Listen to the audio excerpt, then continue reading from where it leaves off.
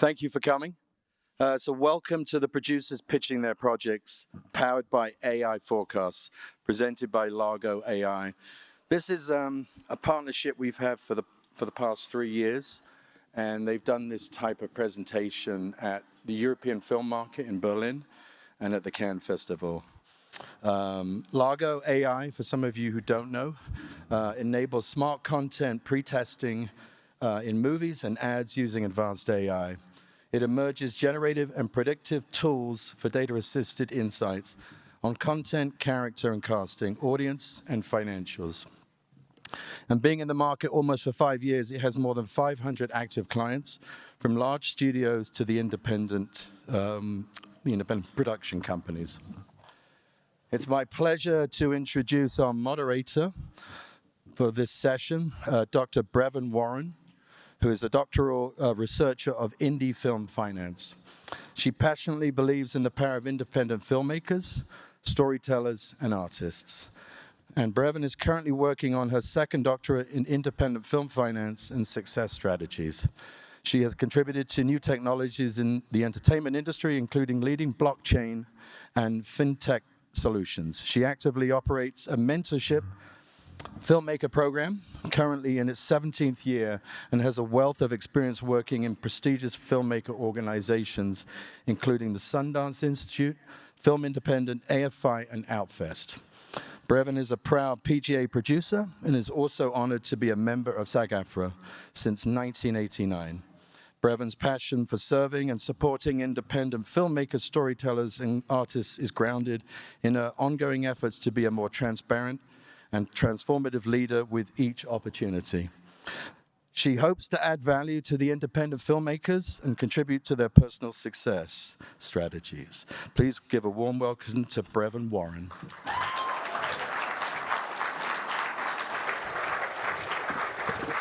I genuinely didn't know I was going to get an intro. That was so sweet. Thank you. Very flattering. Okay, my name is Breven. That's all that matters right now.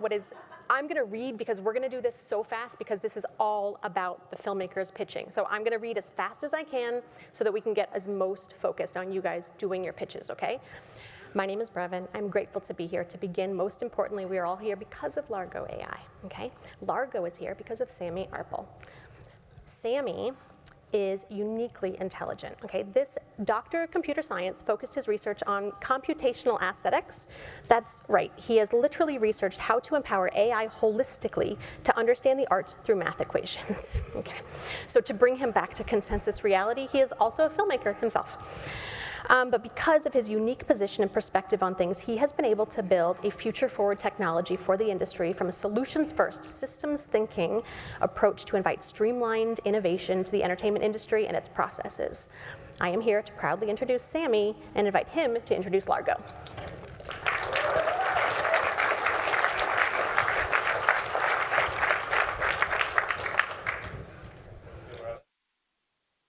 Everybody. So we are proudly organizing 10th edition of this event and 3rd time in American film markets. I would like to thank AFM for helping us to create this edition, specifically Burt for all of his help. And it's great to see again another full house event.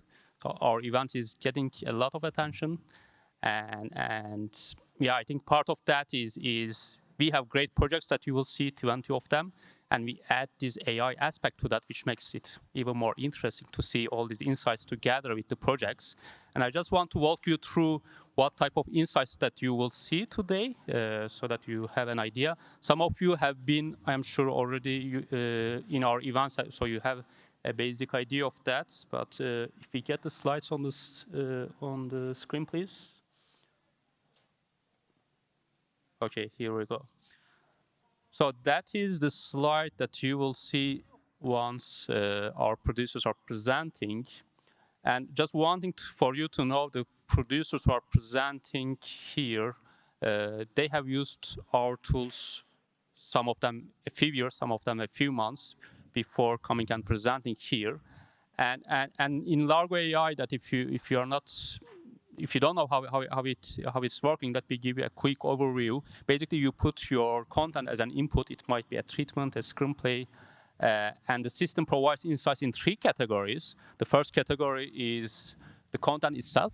The second category is character and casting. And third category is the audience and financial forecasts. So here you'll see a summary of a few of these elements. On the top left, there is genre forecasts. It shows how different genres are evolving over the story from start till the end. Below that, you see character and casting analysis. Below left is character relationship map. It shows the size of circles shows the importance of the characters. The thickness of edges between circles, this shows the level of importance of the relationship between these characters. And you see also the cast match, it shows how much the actor is matching the character considering his or her previous performances. And on the right, you see some scores. Let me explain those scores. The first one is genre flux score. Genre flux score, it shows how different genres are fluctuating over the content. Being high or low here, it doesn't mean it's good or bad. It just shows the positioning. Every genre has a different type of genre flux interval. You will see the average in this, just the big ones is the score, big letters, big numbers are the score of the content. And you see also the average. Average is the average of the comparables of this film for the same score, okay? And that score is between 0 and 10.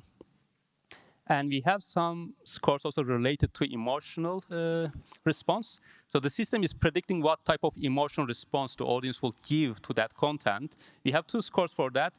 One of them is positive emotion. It's between -10 to 10. Positive score means the dominance of positive emotions. And we have emotional intensity.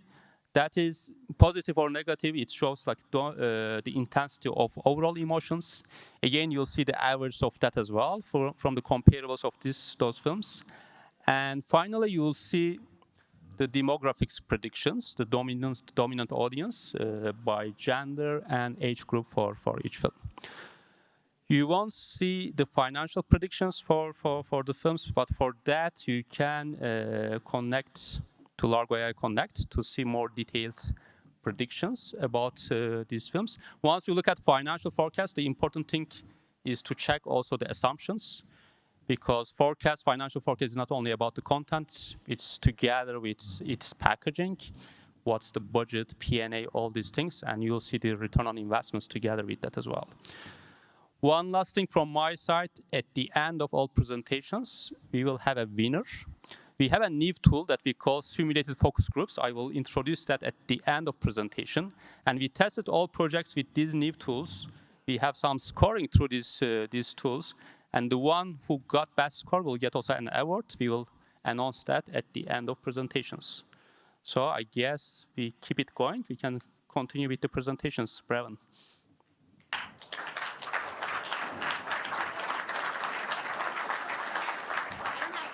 I'm going to try not to go up to the mic because I have a lav on, because this is all about you. I'm here to support you guys, to introduce you, and during the minute that I'm introducing you, you guys can start coming up to the stage, okay? And I'm going to try to go really fast because I want you to have your 3 minutes of glory. I want you to pitch your projects, and I want people in this room to consider whatever they have in their wallet right now, whatever they are able to invest. These are potentially your next projects. So I want you to support them and advocate for them, and I'm excited to use Largo to maybe help predict how much, or help give you some financial analytics on how much you're gonna spend on them. All right, ready? So we have a fun, inspirational intro to start. James thanks his grandmother. So we can go with like the first slide, like just, let's get into this. We wanna get the first slide up for our first presenter so that you can see who's coming up.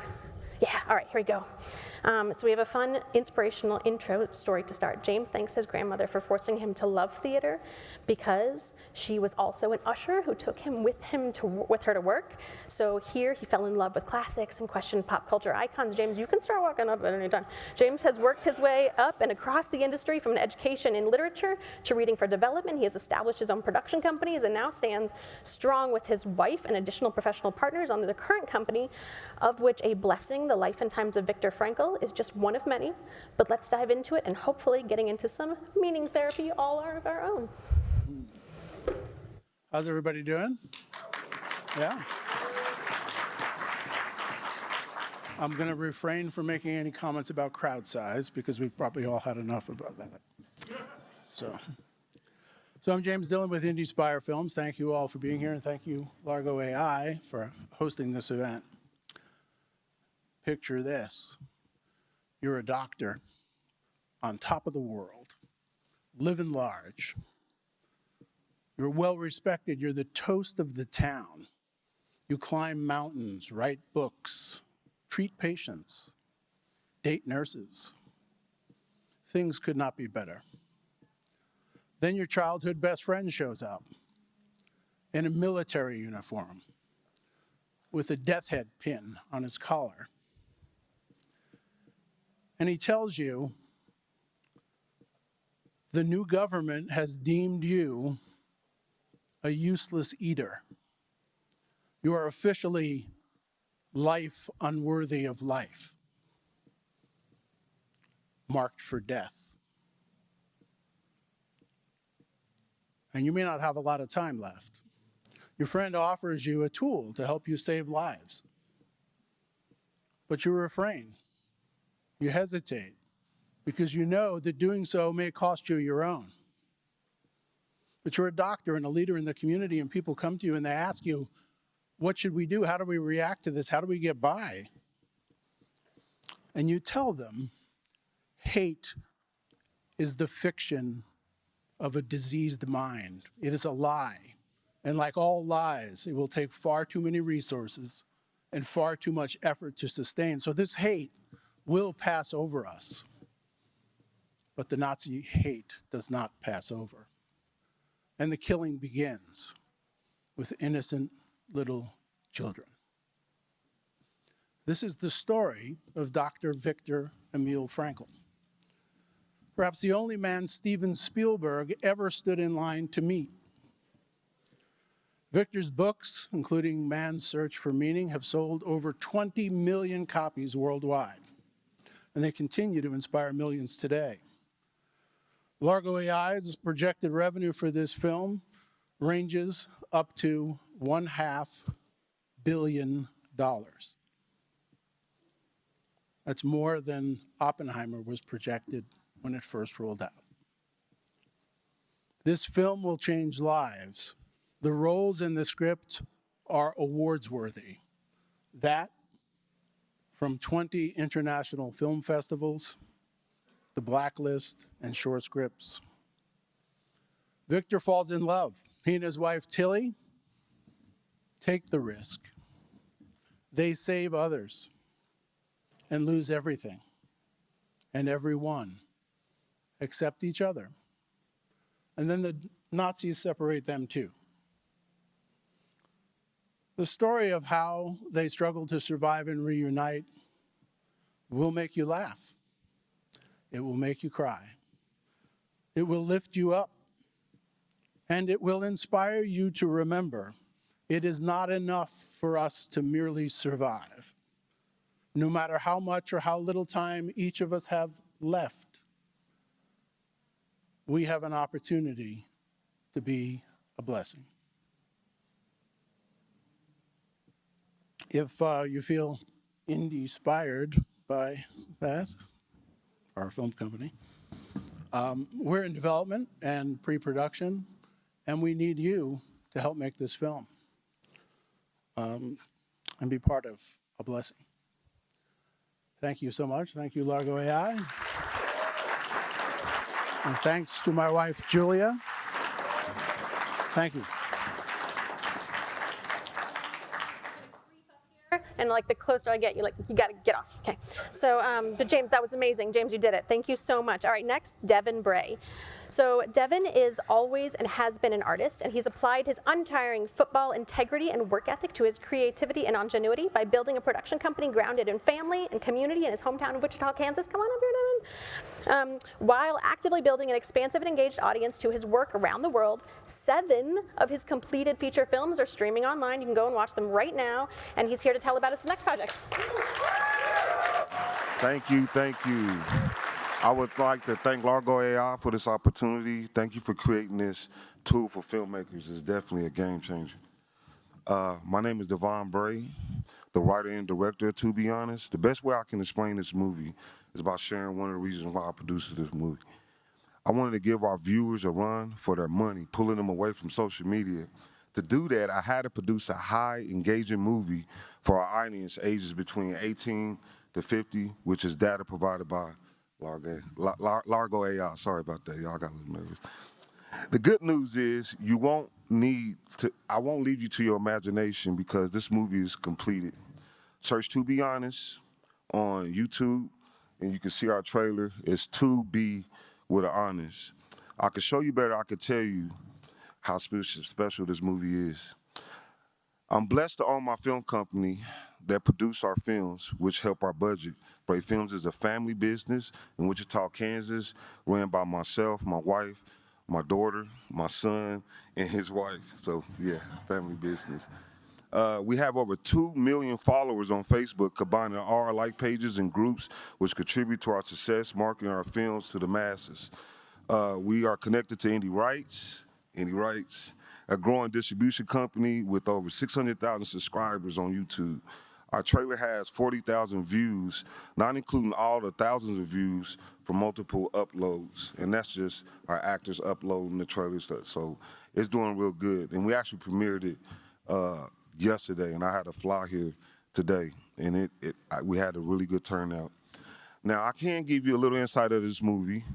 It's a thriller, crime, drama. Now, think of a secret community leaving their previous life behind, changing your name. You have to change your name. You have to change your appearance, getting plastic surgery. How about never contacting your loved ones ever again? Imagine retired FBI agents running a community of people faking their deaths, using life insurance to fund their luxury lifestyle. Now, I'm amazed to see our streaming household predictions from Amazon being 4.1 million on this peak month. Largo.ai have boosted my team confidence to market this movie to our followers and social media with everything that we got. Great confidence builder. We look to expand and reach to other countries, build our relationship with investors to increase our production value. We are open to team up with others to produce bigger films, and we will be around if anyone want to talk more about what we can do and what we're doing. And again, Largo.ai, thank you for this opportunity. Thank y'all so much. Thank you. Yeah, thanks so much. All right, Lolia. Lolia is a multi-hyphenate filmmaker and a lawyer with expertise in data protection and privacy. This incredible human is not one to be taken lightly, with multiple diverse degrees from prestigious international institutions. I also highly recommend everyone please go watch her Oscar shortlisted short narrative, Bienvenidos a Los Angeles. I cried, you'll cry. We all need this film right now. She is passionately helping give voice to those who have less access, and as she states, her art is a testament to her journey, to authenticity, unity, and the celebration of differences, serving as a cathartic mourning and celebration of the shared human experiences, both good and bad, that shape us all.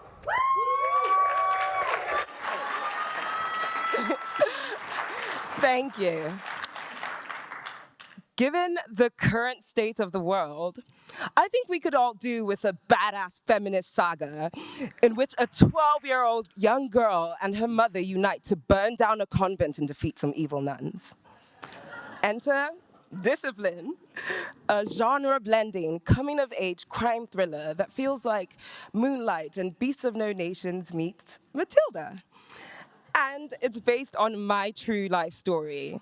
It follows DIA, a young girl who's quite cheeky, and her revolutionary father, who's a scientist who dies trying to blow up a government building to protest a corrupt regime. Her grieving mother is then pressured to send DIA to a disciplinary Catholic all-girls boarding school in the village. And this is because her science experiments and boisterous pranks go a step too far. Unknown to them, at this school, horrific abuse is masked under the guise of discipline. DIA is starved, beaten, bullied, and subjected to cruel and unusual punishments. Yet, in the midst of all this, she makes a friend who happens to suffer from sickle cell anemia. But in this superstitious school environment, her illness is seen as a sign of witchcraft, and so she is subjected to brutal, life-threatening exorcisms. So now DIA must race against time to expose the horrors within and save her best friend, while her mother has to confront the parallels between DIA's experience and the forces that killed her husband. So, with lives hanging in the balance, they devise a dangerous plan to bring down the corrupt institution before it's too late. While investing in this film is an opportunity to make a meaningful impact by raising awareness for important causes such as gender equality and child welfare, religious and institutional abuse, it's also just a smart financial decision because, like Moonlight, which was shot for a $1.5 million budget and generated $65 million in revenue, Largo's projections show that Discipline, with a $1.5 million budget and tax incentives from South Africa, could generate over $55 million in revenue. I am here with my company, LOLLIPOP, and my co-producer, Tassila Banda, brilliant Harvard-educated, Cambridge-educated lawyer and producer creative. And we are seeking distributors, international co-producers, sales agents, and financiers. So if you would like a first-class seat on an action-packed journey about family, girlhood, mental health, and perseverance, one that injects a sense of hope and adventure into our world, then come chat with us after this. Thank you. Thank you, Lolia. Thank you very much. All right, this is amazing. I told you you would all find projects that you're going to be very excited about. Chuck Borden. And when it comes to doing the work, Chuck's credits are surprisingly plentiful, with some 350 major credits for copious stunt work, going all the way back to a Michael Jackson music video in the 80s and one for Pink in the 2000s. And now he has an onslaught of projects in various stages of development. Like Chuck himself, his company, Netherlands-based Faceplant Films. He claims to do it all across genres and production sizes, and he says, with a real kick. Thank you. Thank you so much. Leprechauns, you know those magical creatures with the pot of gold and the rainbow? I mean, come on, who doesn't like a good old-fashioned Irish fairy tale? Nah, I'm just kidding. So I'm just trying to see if you guys are paying attention. Hello, my name is Chuck Borden. I'm the founder of Faceplant Films. Some of my credits, some of my work you might have seen as Hitman's Bodyguard, Dr. Sleep, Eraser, Independence Day, Hush, and the Fast and Furious franchise. TV shows like Star Trek Next Generation, Deep Space Nine and Voyager, Castle, Tenacious D, Righteous Gemstones, and of course Haunting of Hill House, just to name a few. With 37 years experience and over 400 film and television credits, I think I know what it's going to take to make a successful movie. My project's called Bubbles McGee, and it's a feature-length action slapstick comedy.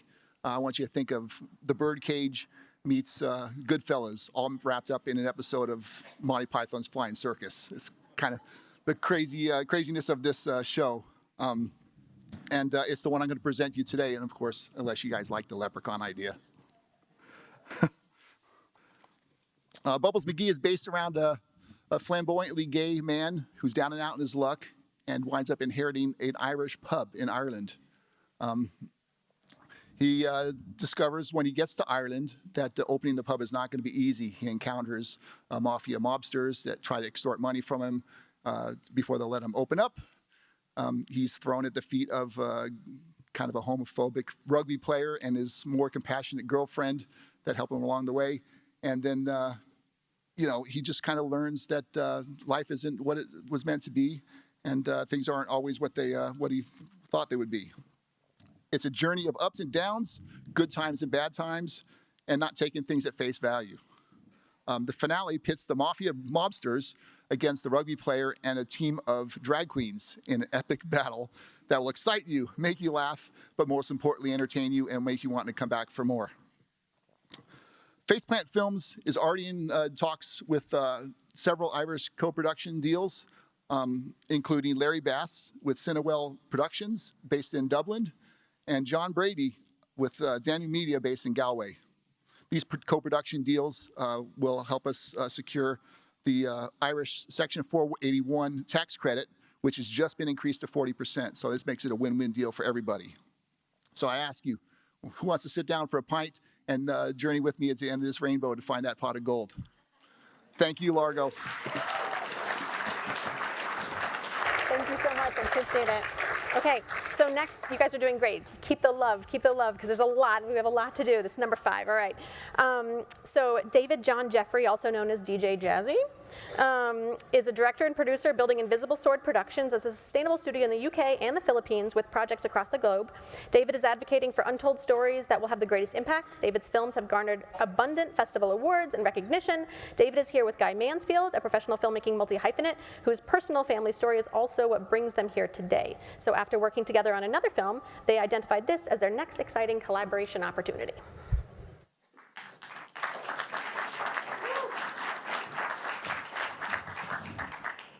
Hi, everybody. Thank you for having me, and thank you to Largo.ai. It's actually Mayfield, but I'll let that go. Sadly, David can't be here with me today, so I am representing on behalf of both of us. The project is called The Butterfly Keeper. It's actually based on a promise I made to my grandfather 20 years ago, just before he passed. In an off-will will, my grandfather left me a mystery gift, which came via my father. For decades, he kept certain photographs and documents hidden. He was afraid of the Italian mafia, British intelligence, and US intelligence as well. The story of the Butterfly Keeper is based during World War II, based on a soldier, my grandfather. He was a dispatch sergeant, but worked for British intelligence. Between his duty to his country and the world, he also made a promise to his love, which was my grandmother, someone of whom he grew up with since they were children, were best friends, and based on a promise that he would come back from war, or at least hope that he came back, she would agree to marry him. During his travels,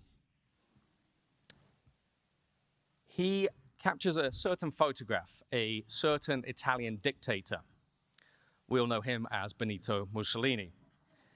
Now, during his seemingly secret work with US and British intel, my grandfather was tasked with doing certain missions on his motorcycle, taking photographs, going off to see the enemy, and so forth.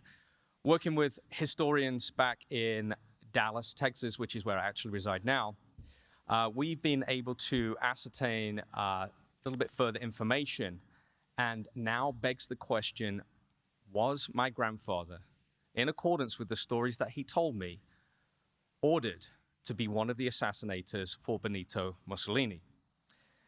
Now, this being said, he also had another task afterwards. After being granted special leave, because he actually worked for the British Army for 8 years, 2 years beyond the end of the war, he was sent back after given a temporary leave to England to go back to Vienna, which was then only occupied by US intel. And you could only be invited if you worked for intel from a foreign nation, which was an ally to US, and that was my grandfather. He embarks on a perilous journey, which took him from France to North Africa, to Italy, back to France, to England, back through France, and then all the way back to Vienna, which is when he finally got discharged in March of 1947. Why is the story special? It's a true story. It's never been told before.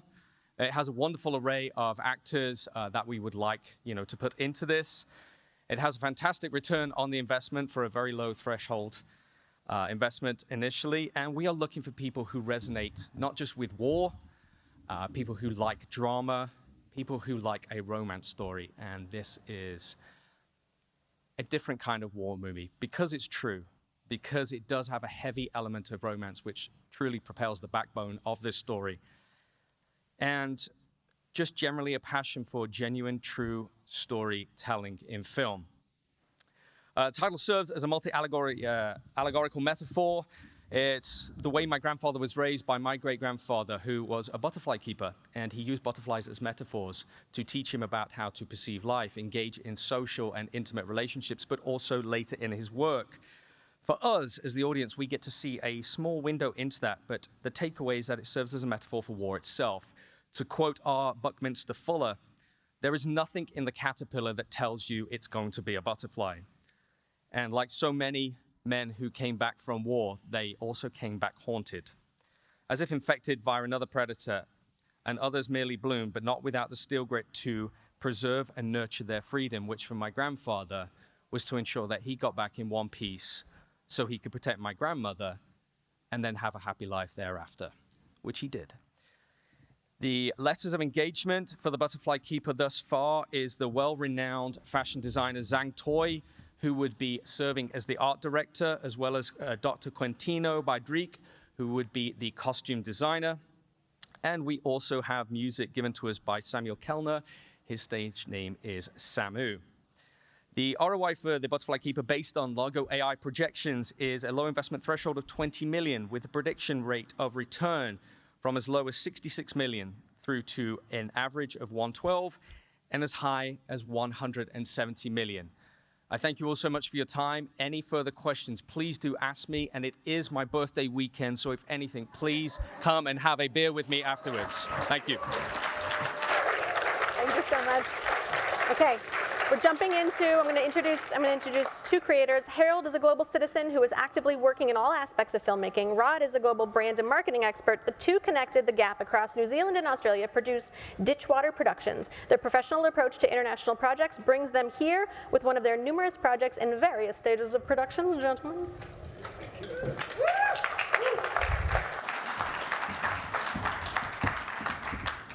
Wow. Kia ora, my name is Harold Monfils. I'm a director-producer. I want to thank everybody for being here, and thank you, Largo.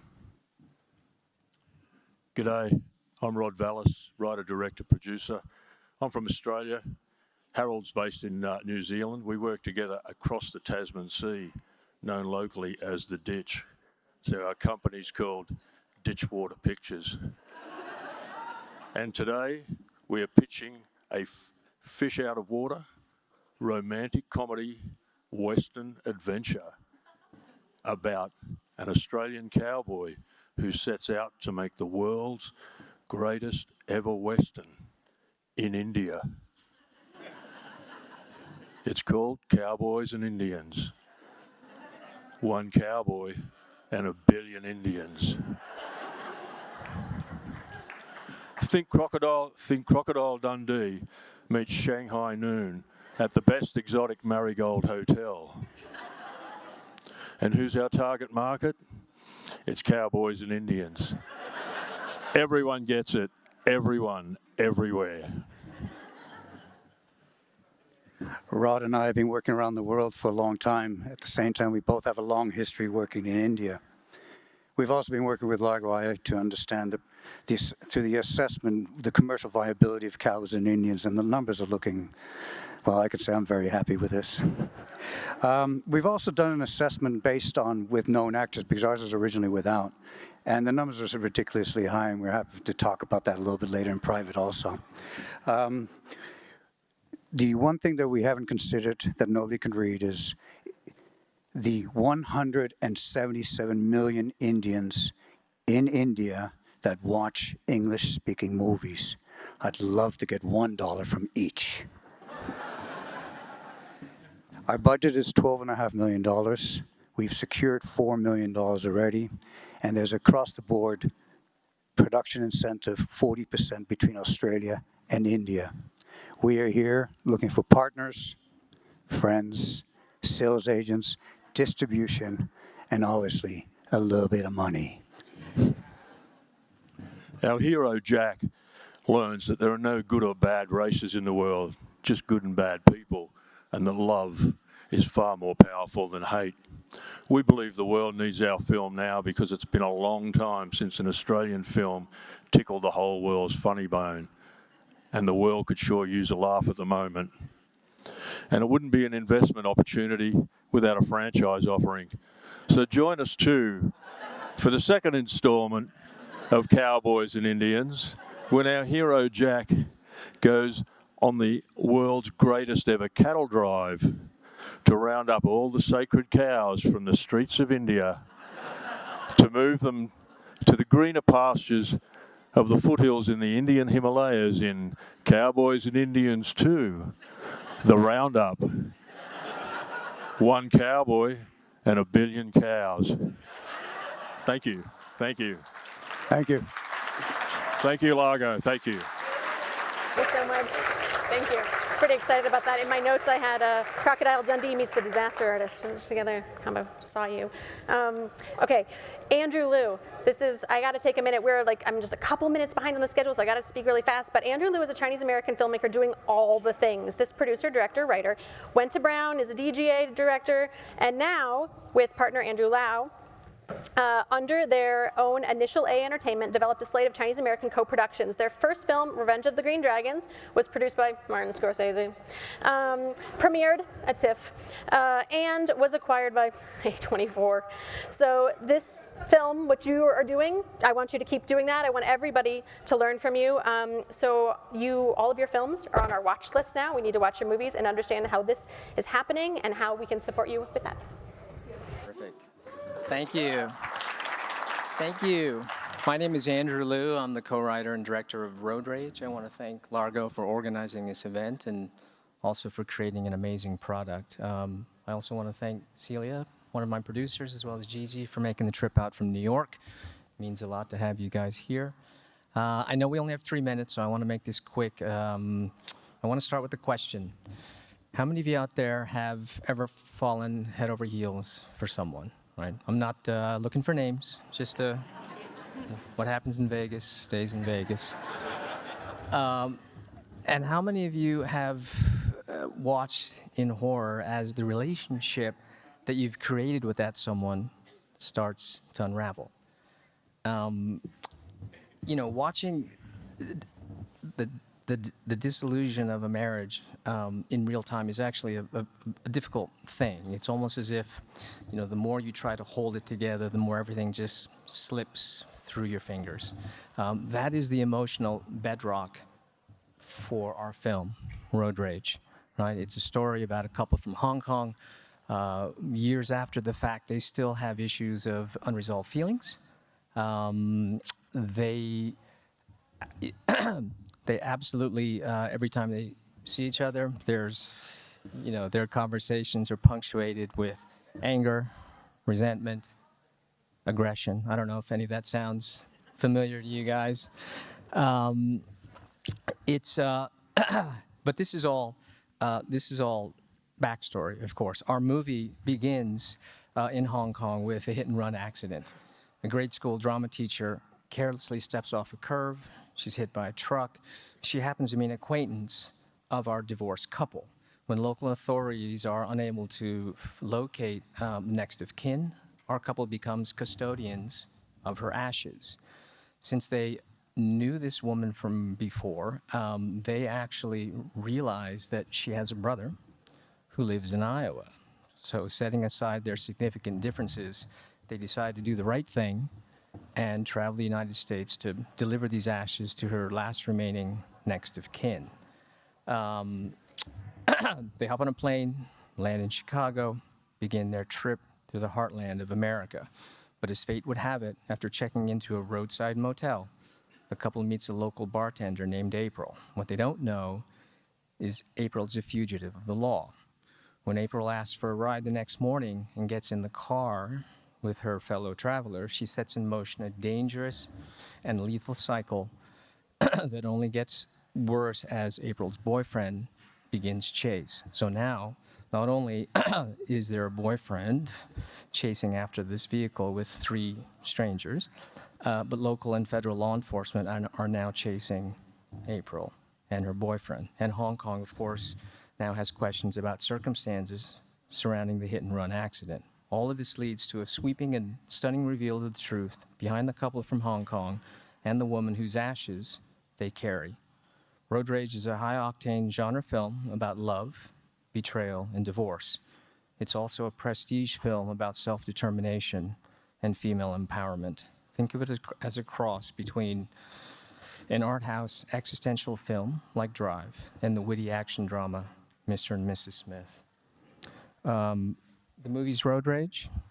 I hope you guys come and see us later on. Am I forgetting anything? Anything you guys want to add?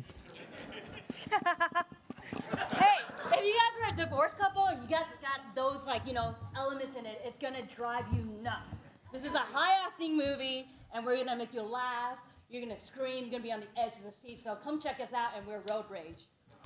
Thank you. Thanks a lot. Thank you so much. Thank you so much. Thank you. Okay, so we're actually breaking from our current sort of flow. I feel like we just got into a flow, so now we're going to switch things up. Lauren was not able to be here, so she has graciously recorded a little video. We're going to jump into it. She's been producing television shows, films, documentaries. She's won some Emmys, you know, so she's pretty cool. She's doing some. She's got some Webbies as well. She's got sitcoms. We're going to let her introduce herself because here we go. Hi, everyone. I hope you're having an amazing time at AFM. I'm thrilled to tell you about an incredible opportunity to be a part of a comedy feature that's 70% Napoleon Dynamite, 30% Midsummer, and it is called Ruthie Joins a Death Cult, a comedy about a lonely young woman who tries to make friends by joining a death cult. It's got heart, it's got humor, it's got your favorite comedians, and all we need is some funds to finalize the filming of the cult scenes, and then we get to bring Ruthie into the world. The feature-length script is written by Nina Concepcion and Kyle Kenyon, starring Nina from UCB and Fox's 911 Lone Star, and directed by Kyle, who works for Everything is Terrible, and Rob McElhenney. Once I read this script, I knew I had to bring it to life, and the cult to death. Ruthie is truly an indie labor of love. We started with a Seed and Spark campaign that raised over $35,000 just from friends and family. And the co-writers, Nina and Kyle, even used their wedding as a non-traditional fundraiser, having guests contribute to their film fund instead of a registry. Fun. We've already shot 40% of this movie with an amazing cast, featuring incredibly talented comedic actors from UCB with big internet followings across Instagram, College Humor, and Dropout, to name a few. Let's dive into the data, shall we? Our latest Largo analysis reflecting Edward James Olmos as our enigmatic cult leader, Maroon, was ran, and I believe that pairing EJO as Maroon with Nina's Ruthie presents a really fun dynamic and has Latine talent at the helm. I love that we have a juicy genre flux score because this film really takes the audience on a ride. The stakes are high, the comedy is equal parts silly and absurd, and the feelings of nostalgia for that Adult Swim era is doing a dance with our ever-relevant societal obsession with the hows and whys and whos of cults. We've got incredible numbers based on our cast, including everyone we have locked so far, and this is proudly a SAG ultra low-budget film. Our average ROI is 3,000%, and our projected average box office is over 200,000 domestically, 4.4 million worldwide, and our projected average streaming forecast, if we were to be picked up by a Netflix, is 2.4 million in the US and an additional 400,000 in the UK. The sense of humor and heart in this film is bound to connect with an audience on more than just a cult classic level. It's about as hard to leave a cult as it is to deny the temptation of a 3,000% ROI. We only need 300,000 more and 225,000 to get to the completion of production and right on our way to post and festivals. So come along, join the cult, and be a part of Ruthie Joins a Death Cult before the juice boxes are all spoken for.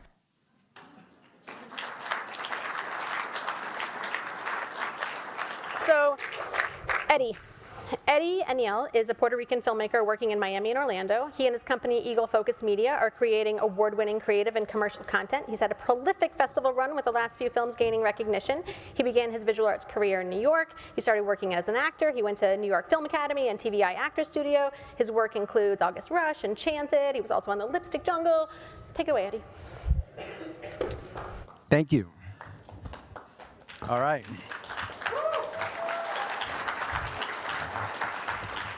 I am here to talk to you about my film, Uncommon Assassin.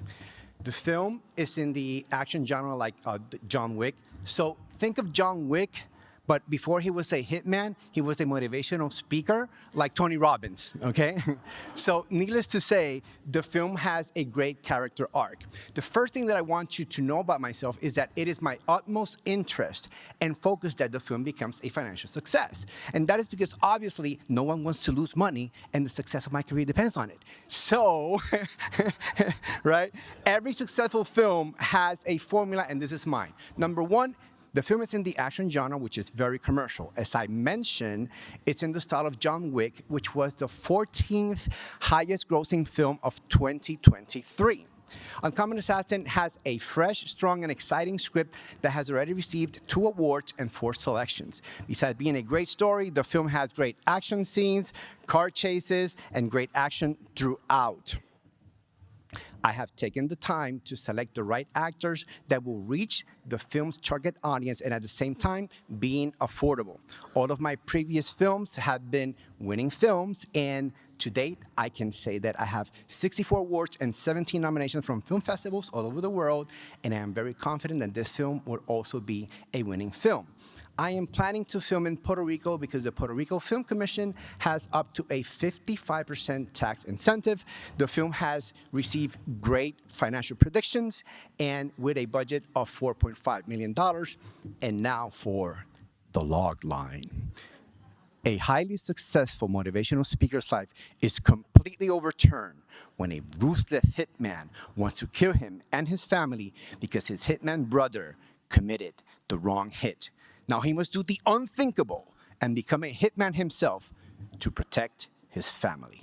So, Uncommon Assassin follows Felix Falcon. Felix Falcon.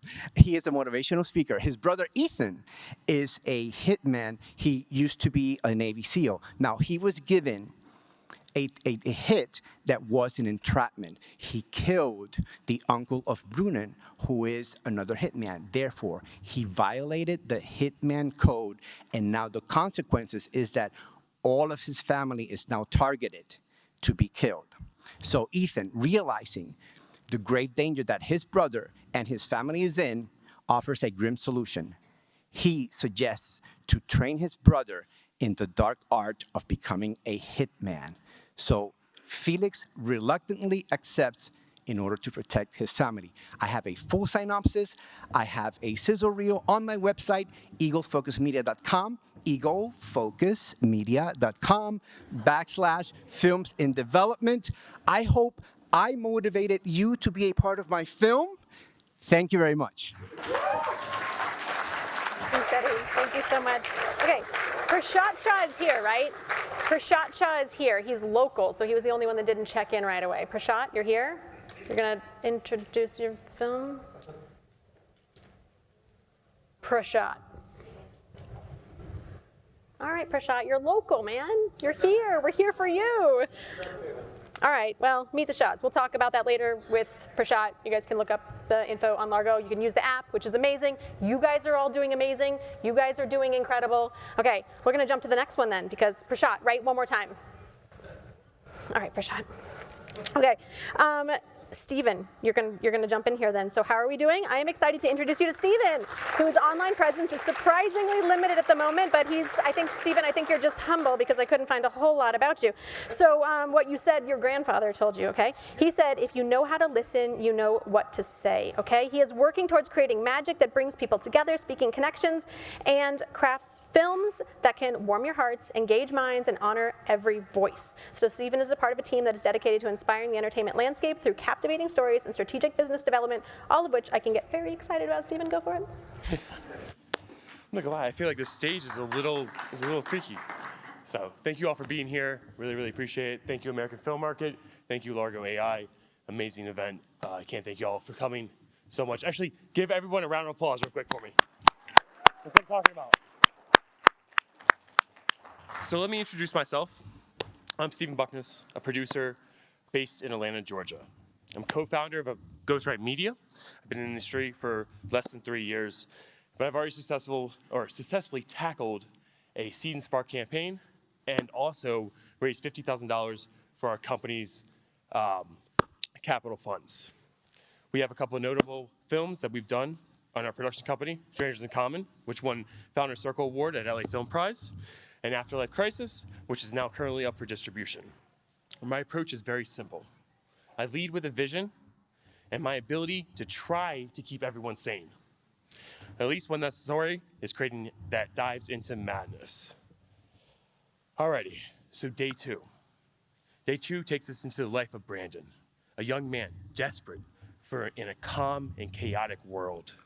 He turns to his daily meditative app to soothe his anxiety, but instead, it becomes his undoing. The app's elusive day 2 becomes a haunting obsession, pulling him into a surreal hallucinations where he faces his own dark psyche.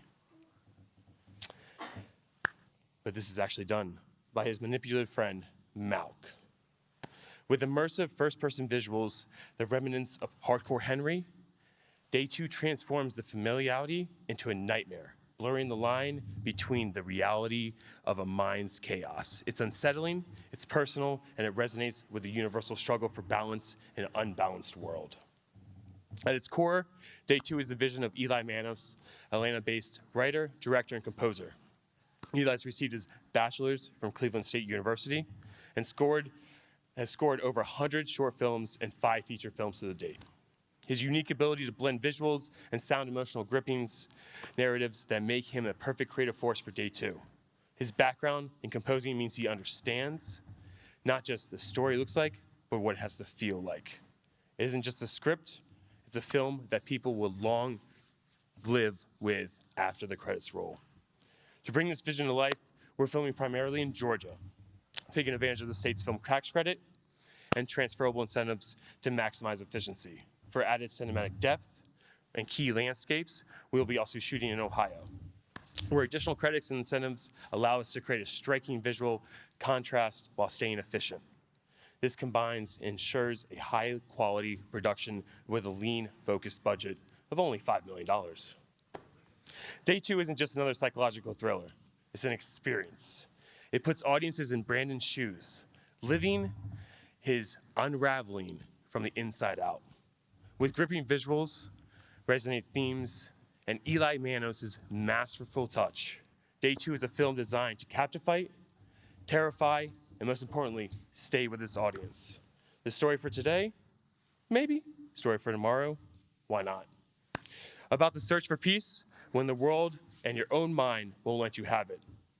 I would love to bring this vision to life. Thank you all so much. Thank you, Stephen. Thank you. It's perfect. All right, so Ariel has been bringing people together since she was little, passionately encouraging others to support greater causes. At 9 years old, she produced her first major event in a military base where she was raising money to support those less fortunate. She moved to LA in 2011 to pursue her calling.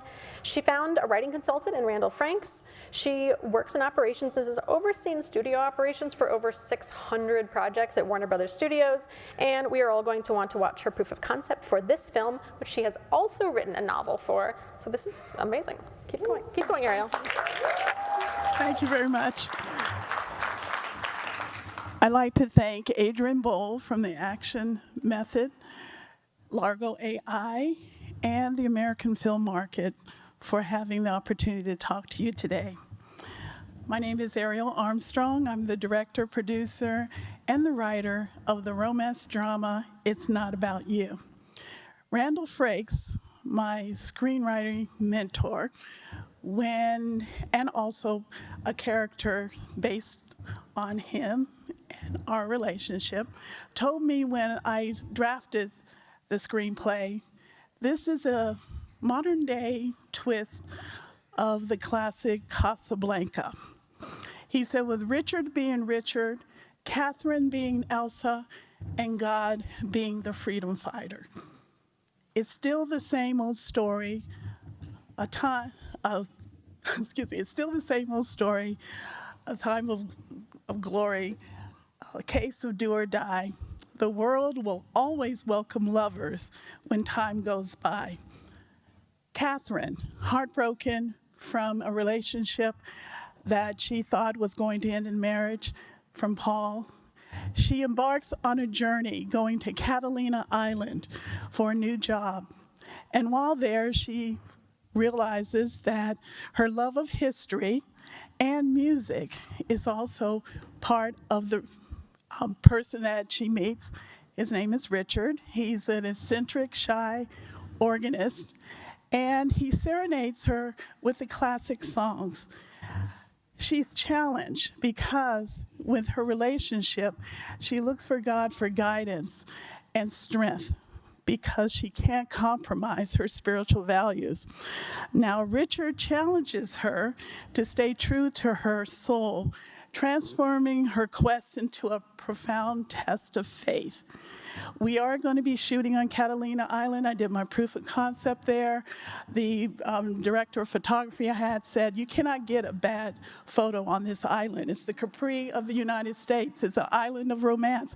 Matter of fact, when Ilsa in Casablanca told Sam to play one of the old songs, he played Avalon, the city we're going to be filming in. So you can see Casablanca is all throughout here.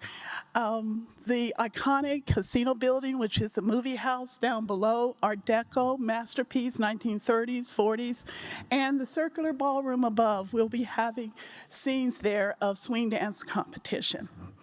The comps for this movie is Under the Tuscan Sun, La La Land, Eat, Pray, Love, and The Notebook. We are looking for investors, executive producer, and any kind of co-production. The tax credits in California, 20%, and we are 25 miles outside of LA, still in the TMZ zone. So we will have an amazing crew, lots that I've met over the 10 years being at Warner Brothers. Also, it'll qualify for Section 181 tax relief, and the investor ROI, first money in, 120%, 50-50 waterfall. The projections AI have for this film, we predict 60% return on your money. This is a God-inspired film.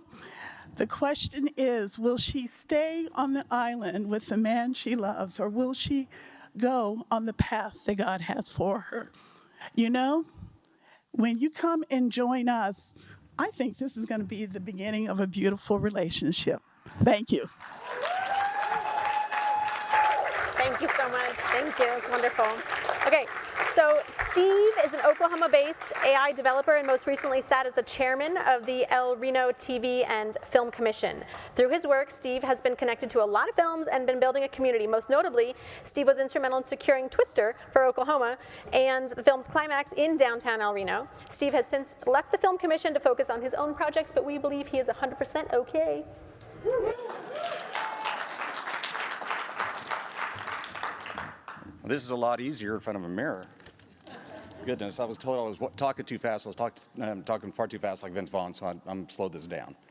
So I'm going to tell you guys a story. I'm going to have to take the glasses off because I can't. I'm 50 years old. I can't read now. I'm going to tell you guys a story that comes from a real place. We're a Christmas family. My wife and I put up 12 Christmas trees every year. It's crazy. You know, she decorates them. I pay the electric bill. Our primary tree is called Maddie, and we nicknamed her Maddie years and years ago, and we've had her for 30 years. And you know every ornament on the tree and where they came from, what they mean. And several years ago, my wife asked me. She said, "You know, Steve, what if Maddie could talk?" Well, you know, she's watched our family grow for 30 years. That's a heck of an idea. So I was writing by the end of that evening. So I took the story and I created a story treatment, and I called my filmmaker friend, Jason Devon. He recognized how powerful the story was, and he quickly brought in Jonathan Kite from Two Broke Girls to write. And together, they took my treatment and they turned it into one of the most beautiful, very, very special things that I've ever seen. I am so grateful to them. They exceeded all of my expectations. Need a Little Christmas is a heartwarming, magical comedy through and through. And with Jonathan's connections, Grammy-winning writer Walter Afanasa has written an original song and has agreed to score the film. And you might know him from a Christmas song called All I Want for Christmas Is You. Yeah, I think we all know that song. And we've assembled a stellar team, and we have a perfect lead actress. And the story revolves around two sisters, Elizabeth and Maddie. Maddie is adopted, but adopted is just a word to them. They are true sisters to the core. And jump ahead 15 years later, they both working at a year-round Christmas store. And a young man named Trevor comes in, and then Elizabeth and Trevor's chemistry is just undeniable, and there's no stopping it. 1 year later, Elizabeth and Trevor are engaged, and the trio are throwing their Friendsmas party, where Maddie suffers a humorous yet tragic accident. So Maddie finds herself in the heavens, in where she learns and she discovers that every minute that she's there is 1 year on Earth. And during that time, her family has totally broken down. They've lost their love and their spirit. Their marriage is on the brink. And through a miraculous twist, Maddie is granted an opportunity to return to Earth as something very, very unusual, her family's live Christmas tree. So she finds herself on Earth as a talking, walking, moving, scooting, Christmas tree, and a mischievous, love-filled comedic tree.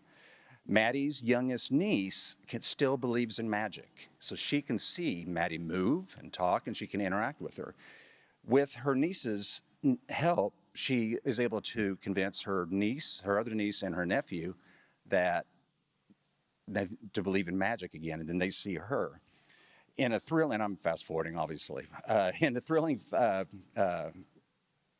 race against time, Maddie brings her family back together, culminating in a magic-filled, dazzling Christmas pageant, which reignites their love for each other, joins the family back again, and fulfills her mission. At the end of her mission, the next day is Christmas Day, she bids a bitter farewell. And as she was using her magic, what I forgot to mention is as she's using her magic, every time that she uses magic, a needle falls off of her. And when all the needles are gone, that's whenever her mission is over. And then she goes back to the heavens. So if you guys didn't know this, every year, 350 million Christmas trees are sold worldwide. And that's a heck of a market. This film is destined to become a holiday comedy classic, blending humor, heart, and magic in a way that families worldwide will cherish every year as they're putting their Christmas trees up. We've started the financial process and the financing process and are actively looking for interested parties to help us make Neat Little Christmas the holiday classic it deserves to be. I want to thank Largo for this opportunity, AFM for this opportunity, and thank you guys for listening to me. And thank you guys, and you guys in the audience, for being the people that help make dreams come true. It's true. It's true. Thank you, Steve. Thank you so much. Thank you. All right, I'm going to introduce Ty. Ty Eckley is an artist and a builder, but not just like any GC builder, okay? Ty might be my dream home builder because you know what? Ty has been building art projects for Burning Man for 25 years. And so as a real estate developer, a businessman, and an artist, he has a unique perspective and a savvy creative approach. He is here to pitch the beginning of what is apparently a very, very long story. Thank you.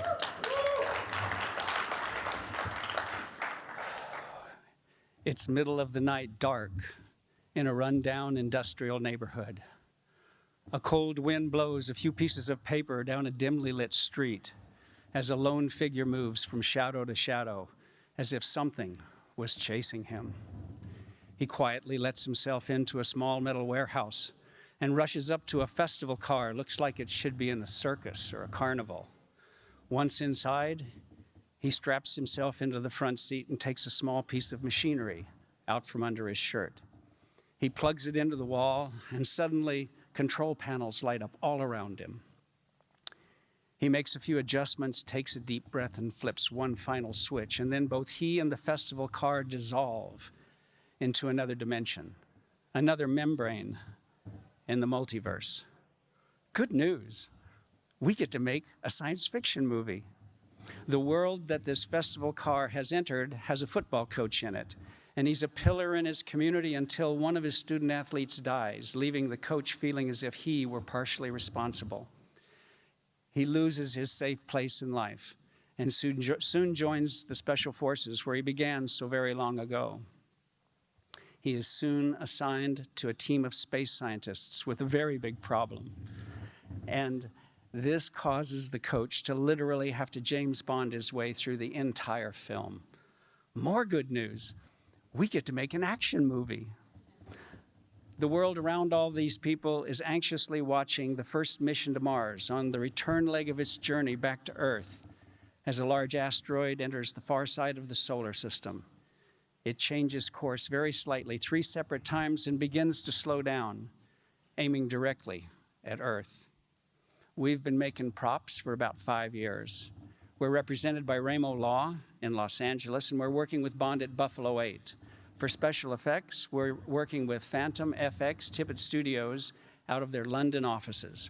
We've raised over $1 million in cash and an additional over $400,000 in in-kind contributions, and we're targeting $380,000 for our tax credit.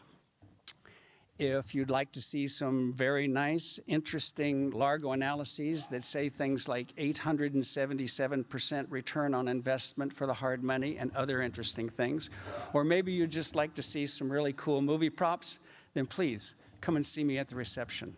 Thank you.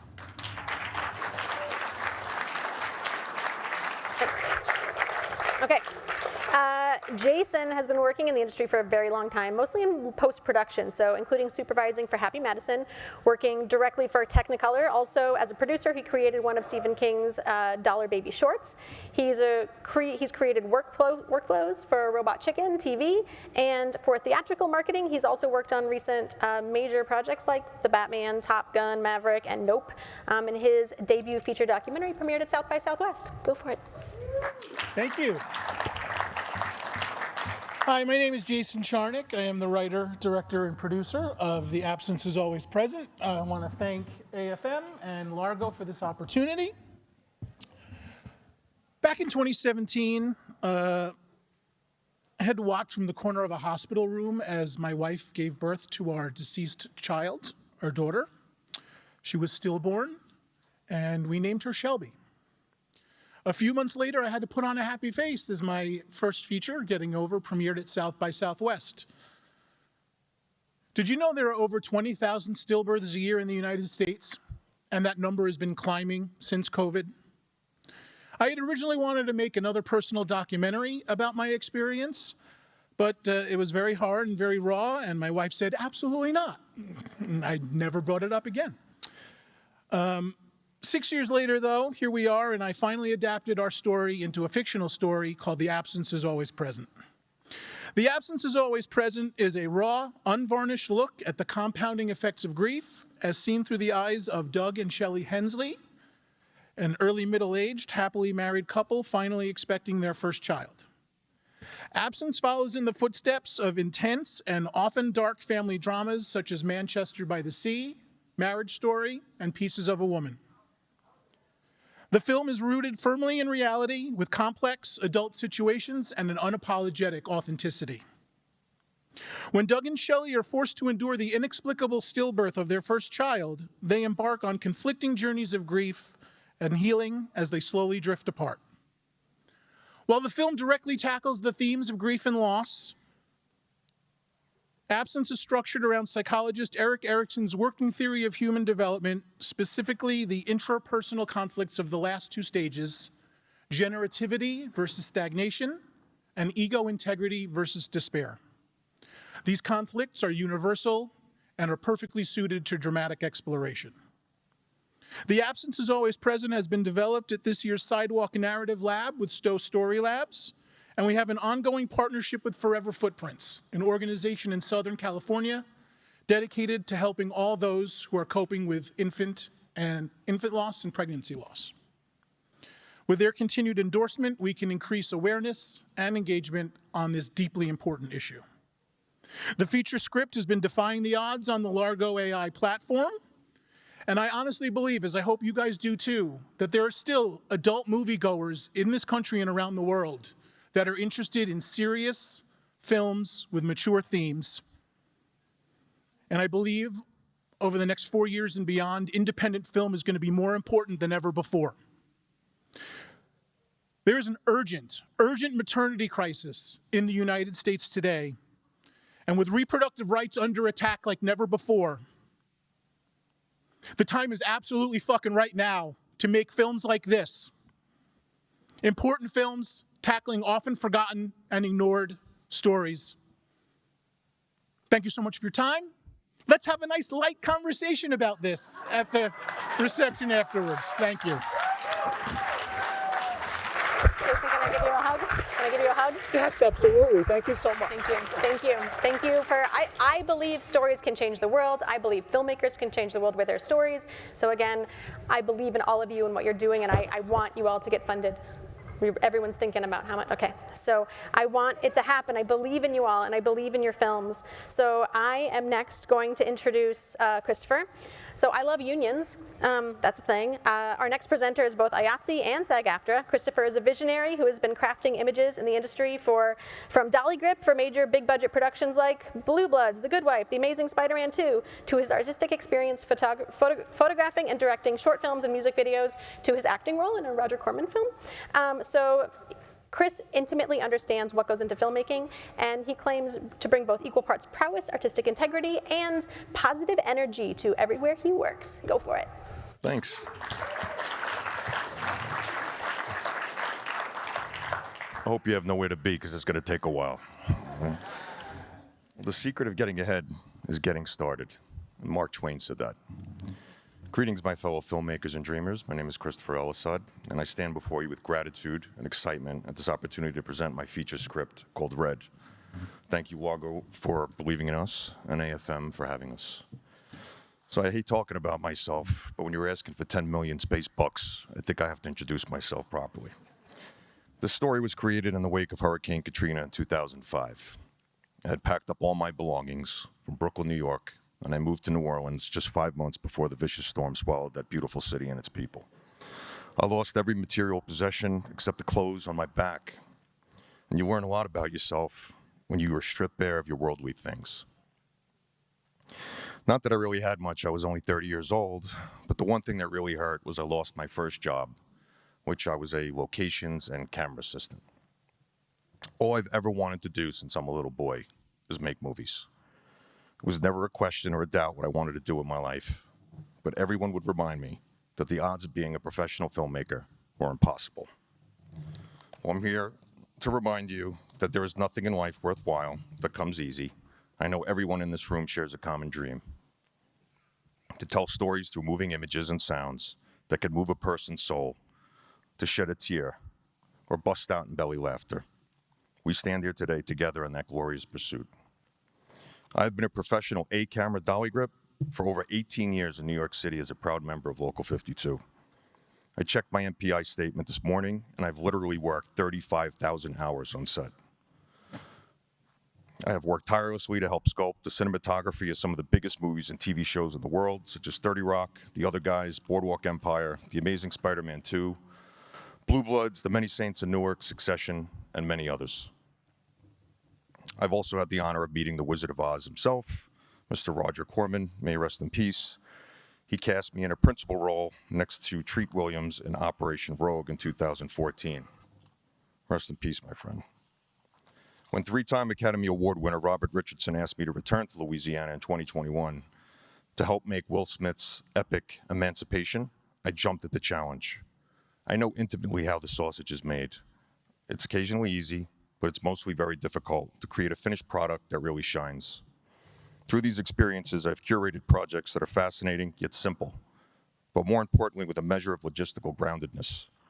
I understand how to physically make movies and have shaped my stories to allow for a very production-friendly and crew-friendly approach. My goal is to make movies that are not only successful at the box office, but also a pleasure to work on from everyone involved, from the line producer all the way down to the production assistants and the trenches. If you make a movie with my team, you'll be treated like family and guided by our cumulative experience to make the best film possible. In my story, called Red, William Weber is thirsty for validation in this stimuli-driven world. He sells his soul and everything close to him to get it. By killing people and painting with their blood, he finds a powerful, rich art collective that propels him to stardom.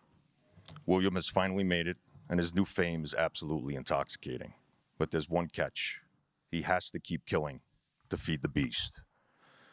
But now, he's an apprehensive serial killer, but now there is enormous pressure on him to continue his bloody escapade, and there's just no going back. Of course, he's sloppy in his work, and Detective Boudreaux is hot on his heels, but the dark forces of the city of New Orleans are doing everything it can to prevent William's capture. All William wanted was for people to know he existed, that he mattered in this world. Fame and fortune aren't all they're cracked up to be, and now there's only one choice for William to make. If you're curious what that choice is, you're going to have to ask me later. You can scan the QR code, or do it the old-fashioned way and just come over and say hi. I just want to say thank you for the opportunity to be here. It's really special, and I appreciate it. Thanks. Much. Thank you so much. So our next presenter and I share that we have both worked in theater operations for AFM. So I want to take a shout out to all of the theater staff, the people that are running the shows and the lines, and all of the hard work that goes into behind the scenes of being a gig worker at events like this. So thank you all for everything you're doing. And so when you see somebody who's asking you to get in the line, just say thank you, because they're trying. We're trying, right? So our next presenter. Let's take a moment to introduce John Dean Alphone. And John is a seriously hardworking individual whose resume shows how dedicated and prolific he is across the arts, festivals, and studio spaces. John's company, Corsair Media Productions, is based in Louisiana and New Mexico, and you're working on various productions of which you're going to introduce. Go for it. Hey, everybody. How are we doing? Arnold and Charlie are two American Marines who wander through the American Southwest in search of meaning, romance, adventure, circa 1955. They're seeking the woman who wrote them letters of love, and they're battling the conformity of the Eisenhower era, hypocrisy and conformity. This is a personal story to me. My father was actually a Korean War veteran. I grew up around a household with post-traumatic stress disorder, and I never entirely understood exactly what had caused that. I believe that this is an important story because in the era we live in, there's a geopolitical structure between China and the United States that causes a lot of tension. And so this is a bit of a cautionary tale. It's also an homage to my love of literature. I attended Columbia University in New York City, and Jack Kerouac was someone who also attended there. So I was really influenced by this writer and made me want to actually go explore the United States. This story is something that will hopefully enlighten us and give us some desire to have some freedom and adventure in our world. I'm seeking $500,000, and we have $200,000 in soft monies available. I want to shoot it in New Mexico using the 40% tax credit. The people that I'm seeking to work with would be co-producers, producers, sales agents, distributors, and A-list talent. I've already reached out to Creative Artists Agency and William Morris Endeavor, so I'm already in pre-negotiations with some of this talent. I started my career as an office intern in New York City on the movie Frida. I worked under the producer Sarah Green. It's a film starring Salma Hayek, and it was directed by Julie Taymor. I have 35 verifiable credits. I've worked on We Have a Ghost in New Orleans by Netflix, and I recently worked on Masters of the Air for Apple TV. Again, I would like to invite you all to talk at the end of this and see if we can work together. We did shoot a proof of concept, and I invite you to look at it. We showed the trailer last night at the Legacy Entertainment Partners, and I thank them for allowing us to do that. We also shot a 10-minute proof of concept, and that is viewable at vimeo.com/Corsair Media Productions. Again, we want to shoot it in New Mexico using the 40% tax credit, and I thank you for your time, and that was very lovely to hear about a fellow IATSE member. I'm a new member of Local 480 in New Mexico, so thank you for your time. Thank you. Thank you. Sheila and Tiffany are a creative team hailing from Toronto and Albuquerque with diverse backgrounds in writing, directing, producing, and acting. Tiffany and Sheila bring their passion to female-driven stories with a focus on LGBTQIA inclusion. Sheila's work comes from all aspects of education and creative systems, and Tiffany's collaborations are many, but it's hard for me not to note her work in an infamous AFM legacy film, Sharknado. You're welcome for that joke, which is not a joke though. And just to let our techs know, I really like our poster, so I'm just gonna have us stay on there. I'll let you know when you can change the slide. Hi, my name is Tiffany Cole. And I'm Sheila Warren, and we're the co-writers of the heartwarming family dramedy SOS Paperclip. When a put-upon caregiver finally has the opportunity to move back out on her own, she finds that setting up boundaries with her upbeat but overwhelming dad and her non-contributing and busy sisters might be a boundary challenge that she is not really up to. I'm the director. And I'm the producer. And we first worked together in 2022 and formed our friendship during a time that both of our moms passed. Merely within weeks apart. And during our conversations about our experiences, we quickly realized all the commonalities when it comes to family. And that we were not alone. It seems like everybody has one of these stories. Every time that we show our short film, SOS Paperclip, which is based on the same family, audiences swarm up to us afterwards and want to tell us their stories about their own family shenanigans that go on. And that sparked SOS Paperclip, the feature, and our put-upon family member, our hero, Brenda. Brenda just needs her life back. So when mom dies of COVID, Brenda's forced to move back home with her happy-go-lucky dad, who is blissfully unaware of the demands that he makes on Brenda and the impacts on her life. And we pick our story up about 2 years into Brenda living with dad. She's lost her mom, she's lost her fiance, she's lost her independence, and even her sisters are blissfully unaware of just how much has changed in her life. And when dad experiences some health scares, Brenda's even more hesitant to go after the house she's always wanted when it suddenly appears on the market. So the question is, will Brenda actually set a boundary with her family and gain her life back, or will she continue to put everyone else's needs ahead of her own? And the wide open landscapes of Albuquerque, New Mexico, serving as our backdrop, will feature hot air balloons and amazing drone footage that will underscore the possibilities of Brenda's freedom or her entrapment. You're more than welcome to change the slide. Thank you. We're leaning into the comedy to get a vibe of Little Miss Sunshine meets The Family Stone with a twinge of Hallmark. And Largo identifies the highest trends in the difficult-to-reach demographic of 30 to 45 and over 45. Our budget is $500,000, and we're ready to take advantage of the New Mexico tax credit, which is at 25% on the very first dollar.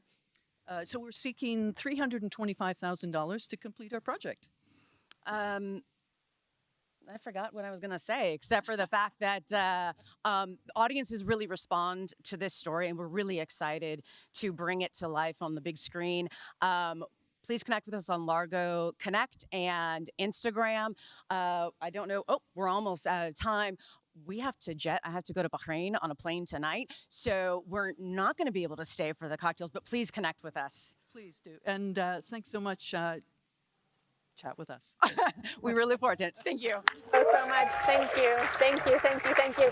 We have 2 more pitches, so I hope everybody can. Thank you so much. We have 2 more pitches. Please try and stay with us. So Mick is a proper New Yorker. Mick's original series, Lipstick Traces, was prolific on the festival circuit with lots of acknowledgement and awards. Mick has been diligently building a world for his new project, not the System of a Down song, but his original IP, and he is here to pitch. Admittedly, I was able to find much more, so I think maybe humility reigns. Go for it, Mick. Thank you for that nice introduction. Okay, I'm the writer and director of Mr. Jack. My name is Mick Lexington. 3 minutes, I'm going to tell you 2 things. I'm going to tell you what this story is about and why it is going to make you money. So Mr. Jack is a story about the consequences of refusing to accept love with grace. Set in Manhattan's Lower East Side, it's the story that follows artist Val Shepard as he returns from a self-imposed exile to reclaim the life he abandoned. Upon his return, he finds that his girlfriend has moved on and married, his career is in shambles, and his old studio was now occupied by the mysterious and charismatic Jackson King, known as Mr. Jack. Now, Val forges a friendship with Jackson and grows to admire him, living his life vicariously through Jackson. And by not staying true to his own nature, Val sets off a chain of events that will destroy all that he loves and cherishes. Now, excuse me. This existential story is a textbook Greek tragedy. It's reminiscent of timeless tales such as Prometheus and Eumenides. And as these ancient Greek myths warned of the chaos that ensues when one defies the natural order, Mr. Jack is a story about those who fail to accept their fortune with benevolence and grace. Now, why is this important? Mr. Jack will resonate deeply with audiences' innate affinity for folklore and myth. And this is something that's intricately woven into the DNA of our storytelling. But it's set in a very familiar environment in modern-day New York City, in the Lower East Side of New York City. So it has a contemporary feel. As Elia Kazan, the writer of A Streetcar Named Desire, once said, "That which we abhor in our day-to-day lives, we crave in our fiction." And with that, we're looking for distribution, pre-sales, and financing of $500K. And don't have the numbers in front of me, but go to Largo's, the Largo site, and you can see what our return on investment is going to be. And also, in closing, why don't you take a look at the genre recipe, the highs and lows. This film has a pulse. It has something that's going to speak to everyone. So thank you very much for your time, and hope to see you afterwards. Thank you, appreciate it. Joe.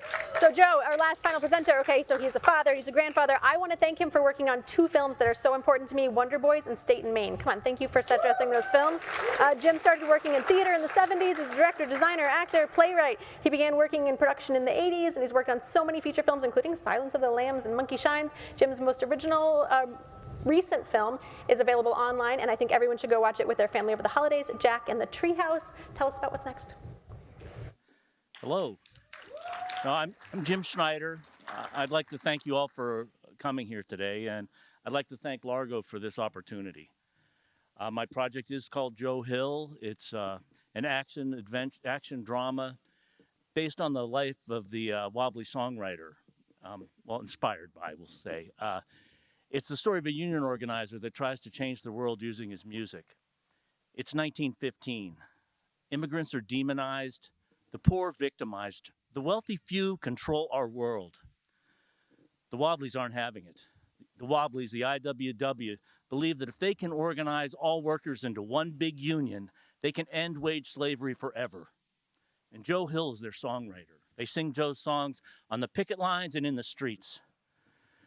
Joe's unarmed, but his friend Frank does carry a gun, and together they travel the West and try to inspire workers to do that one big strike that will change everything. When they get to mining country, things are different. Gun thugs, company guards are after them, and Frank is murdered. He returns to Joe and stays with him. And later, when Joe himself is shot and falsely accused of murder, Frank encourages him to take advantage of this opportunity. The trial is his chance to be heard. His words are going to be in the newspaper. There's a woman, Lila, a miner's widow, that tries to help Joe. First, when he shows up on her doorstep wounded, and later she offers to be his alibi and testify in court for him. It becomes a contest between Frank urging Joe to condemn the whole corrupt system and Lila trying to save his life. Joe decides that it's better to be executed as an enemy of the state than to be freed and shot down in some alley, just another anonymous wobbly. That decision is what drives our story, and that decision was what drew me to it. I started working in the theater in the 1970s. I'm old. And I started working film production in the 1980s. I worked on over 50 feature films, including The Silence of the Lambs, Wonder Boys, and Monkey Shines. And then I went up. We're here, Joe Hill is incorporated. We have legal representation. We have a development executive, a production designer, and a composer. We're looking for producing partners and financiers. I would encourage you to look at the Largo Connect platform. Our financials are better than I ever expected. I've been working my formula to make this movie for a long time, and it's helped. Again, I'd like to thank you all for coming, and I invite you to join us. Thank you.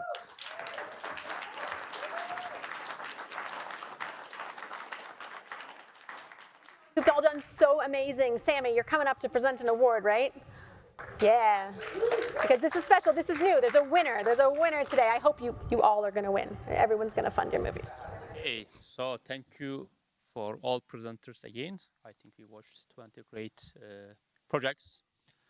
So as I mentioned, we have a NIV tool, and we analyze all projects with this NIV tool. I will shortly present that NIV tool, which we call as simulated focus groups. I think you are all familiar with traditional focus group tests.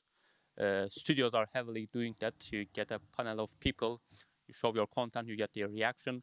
That's mainly done before distribution with like a pre-screener, but studios are sometimes doing at earlier stages as well, at development stage. So here actually we develop an AI version of the focus groups. What we do, we are creating virtual populations by simulating real people. As you see in this example, we have a distribution for a country. I think that's for United States. So it considers the general distribution of the population in terms of the age groups, gender, and income groups.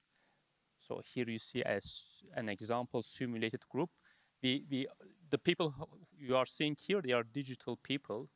They've been simulated from real people, but they've been anonymized later. That the names, photos that you see, they are all AI generated. The cool thing over here, so you can show the content to these digital people, and you get like human-like reactions. You see the reactions of the people in a very fast way, and we analyze in different categories the quantitative and qualitative way. So one thing that we measure that how much they like the content. So it's shown one by one to these digital people. You get their reaction. And another cool thing, you can also ask any question to these people. So that allows also to get qualitative results. So you can ask like how do you like the main cast? How do you like the end of the movie? And you'll already find out what might be the problems in the story with your targeted audience. Eventually, we get the percentiles for the content, because like many projects are tested already on the platform. You see like the percentile, like that, for that example, 58% means it's better than 58% of the films that have been tested on the platform. So you can see that if the film is in top quartile or not. And so what we did, we tested all projects that you have seen today with our simulated focus group tools, and we found out which one is being on this which one's actually being on top quartile. Of course, we have only one winner, and the winner will take 2 awards thanks to our award partners. The first one is Green Slate, so they will have this $10,000 voucher for the payroll services.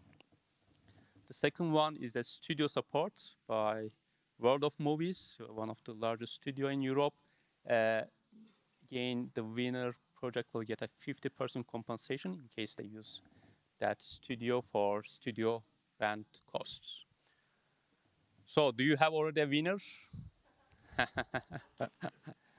Well, I think one thing we saw, like many projects were very close in terms of that scoring, but one project got highest likability score and one of the best percentile, and that project is A Blessing. I don't see you.